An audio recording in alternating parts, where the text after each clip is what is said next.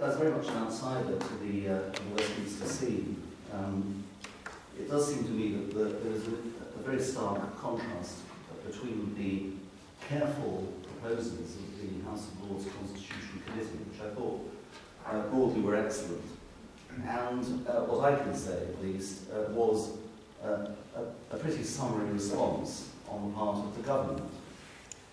And the thing that I think we have to think about is A, whether we agree with the central premise of the report, and B, if we do, in the light of the dynamic, or what I would call the stasis between Parliament and the executive, which Graham has just referred to, whether there are any immediate, practical, and I suspect very gentle steps forward that one might take in the context of establishing a better system of principled constitutional change.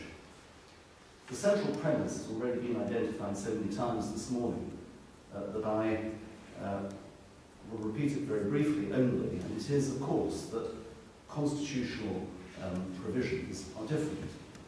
We either agree with that premise or we disagree. There is a case for disagreeing with it, and that case was put to the committee by David Houth. And his point was that all laws are all primary legislation is the product of parliamentary sovereignty. And therefore it is very difficult to differentiate between constitutional legislation and other legislation. Now that observation is to an extent true, but seems to me to be disposed of by Nat's sporting analogies.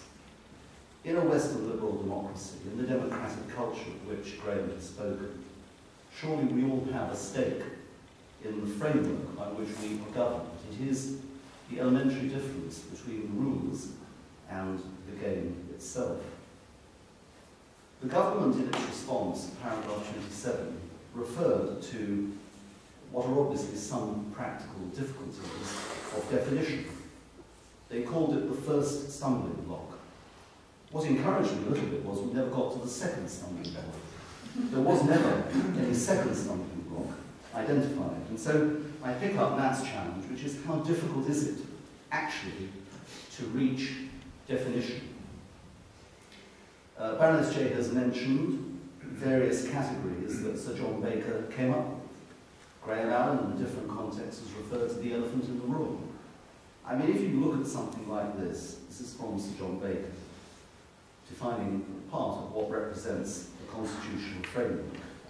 Any alteration to the structure and composition of Parliament. Now, if that isn't an elephant in the room, I'm not quite sure what is. Or take any substantial alteration to the balance of power between Parliament and government.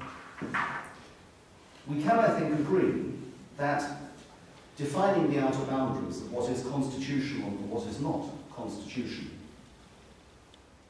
may cause some difficulty. We may agree that in terms of identifying in which particular bits of legislation there are constitutionally important bits and not, may again, around the edges, cause practical disagreement. And I think we can probably agree that there is a degree of subjectivity over what is to be treated as significant constitutional change. But these are not, I would respectfully suggest, insuperable difficulties. What is possible to get is not universal consensus. I very much doubt if around this table we will even reach universal consensus.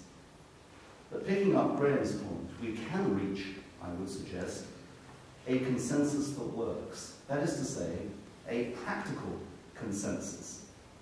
How do we get this degree of legitimacy around a broad consensus?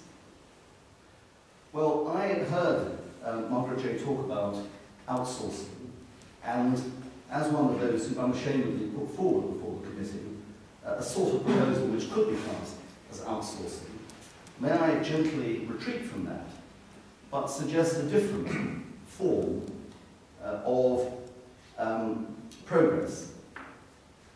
It is quite instructive, at least I have found it quite instructive, to look at an institution like the Institute for Fiscal Studies. That was created, in a way, it was started, the genesis began, in 1965.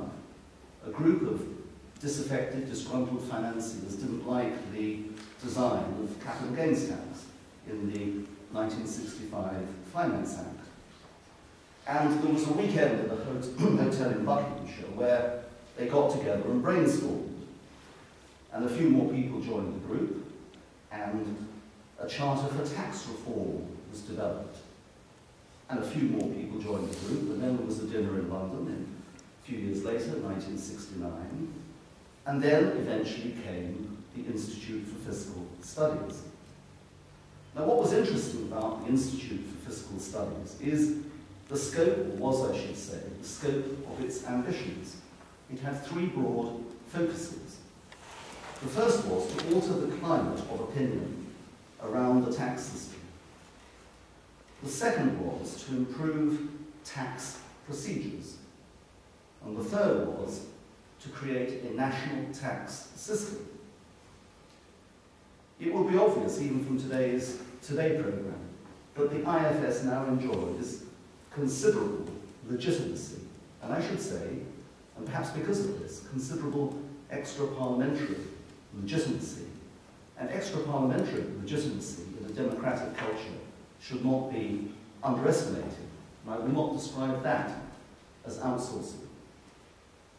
From the website of the IFS, we perhaps get the clue to why it is so influential, although we must discount its own self-fulfilling prophecies. It says this: our most cherished asset is a hard-won, emphasize those words, a hard-won reputation for objectivity and impartiality, whether people agree with the conclusions we reach or not.